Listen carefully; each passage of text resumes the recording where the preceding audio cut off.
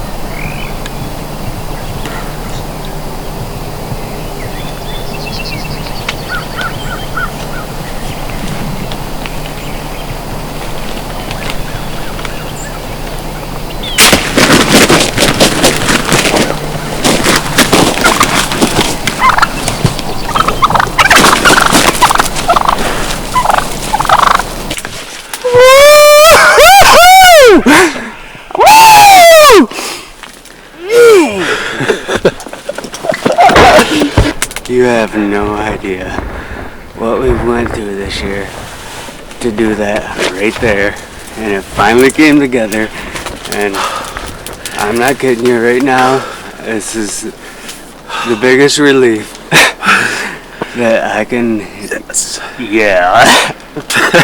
That's Fast Food Productions right there, yeah, baby. that's it right there. Now, one thing I want to tell you about, Chad's hunt with Ryan out there. It's a great shot on a tom. You can't fault him for the shot, and unfortunately, with the way hunting goes, things don't always happen perfect and don't always happen the way we expect them to. So, unfortunately, they weren't able to find that bird.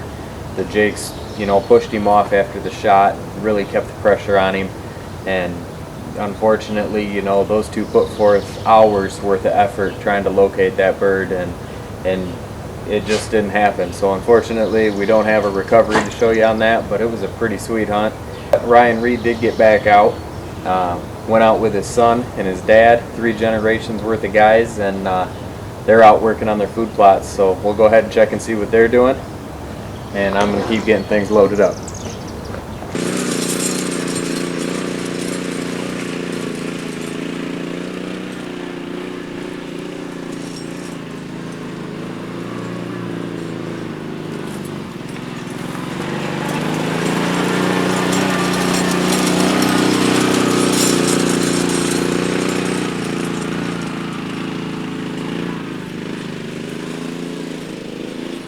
We got 3 generations of hunters here, soon to be hunter. My dad Randy taught me everything about hunting, and hopefully we can get this guy out here and teach him the same. We got some seed from Harvey's Agricultural Solutions out of Carson City, Michigan. They were nice enough to give us a bag to try out. It's Bobby's Big Buck Clover. It's a perennial mix. It's got Elphick clover, Ladino clover. It's got some alfalfa and some medium red clover. We're getting the fertilizer down right now. Already dragged it and getting some stones out of the way. After the fertilizer, we'll get the seed put in, and we'll keep you informed on how it's growing.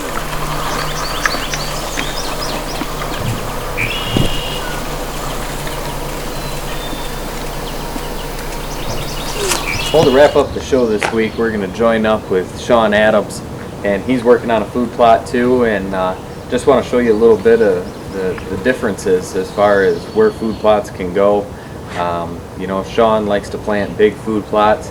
As you could tell, Ryan and his family are choosing to plant a little bit of a smaller plot there with the little bit of the brushy island in the middle of it.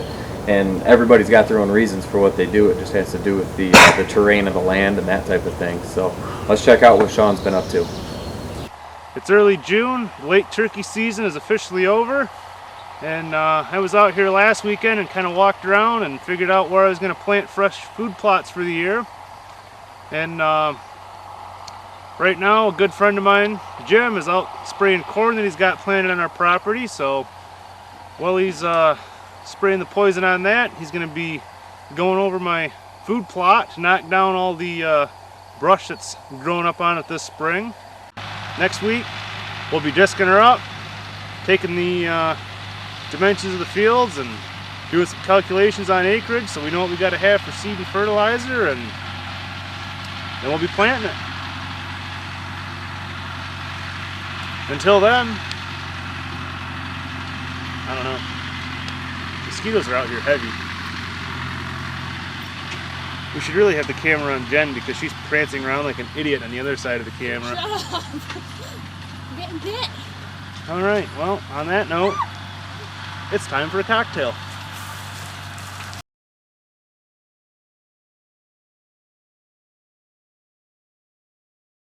Welcome to Pass Through Productions.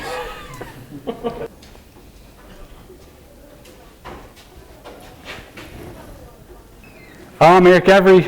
Hold on, that's kind of retarded, wasn't it? I'm Eric Every. Hold on. Oh yeah. Wait. Yeah, hold on. that's his squirrel. Hold on. That's his nickname right there.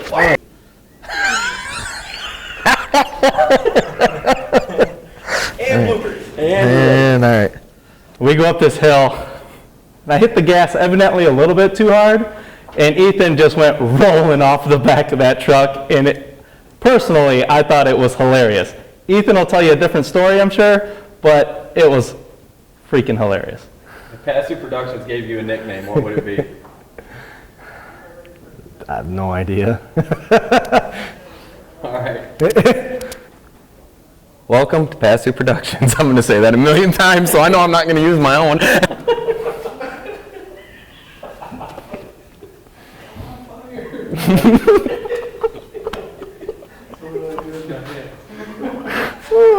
Eric, am I going to have to make you leave? Once again. And Gary the mic. Jen Fisher. I have a, hold on. Had a bug on me. No, it was, I don't know, bug. Some of my goofy ass friends call me Hot Rod. Ooh, tacos. Oh. All right. I have to, Joe, I swear to God, Joe. I swear. What are you doing? Well, swear to God. I remember Joe on the camera the first couple of times. Does anybody else remember this? That is true. Welcome to this week's show. Is that what I'm supposed to say? Sure. Sure. Welcome to, wow. What am I supposed to say? Welcome. That's your production. Now you know we had to go through. Something's gonna be dying, whether it's us in the tree or something on the ground. Rico Suave.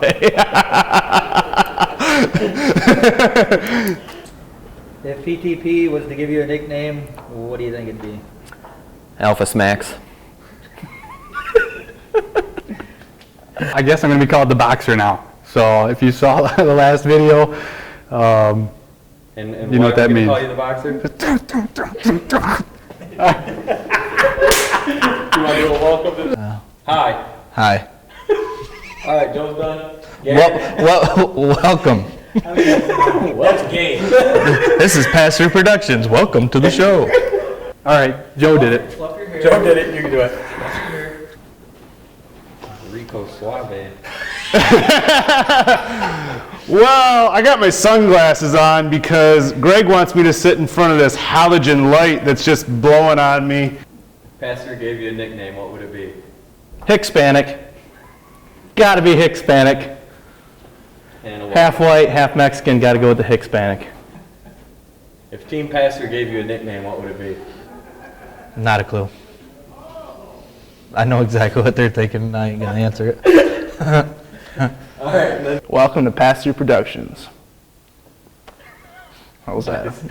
Well, the last thing I've got to load up here is a trail camera. You know, once you get the food plots going, no reason you can't have the trail cameras out.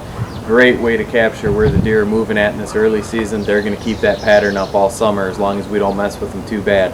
So we're going to go get working on a food plot, get a couple trail cameras out, and we're going to see you next time. Don't forget about the Mason Optimist Club Kids Youth Day this Saturday in Holt, Birchfield Park.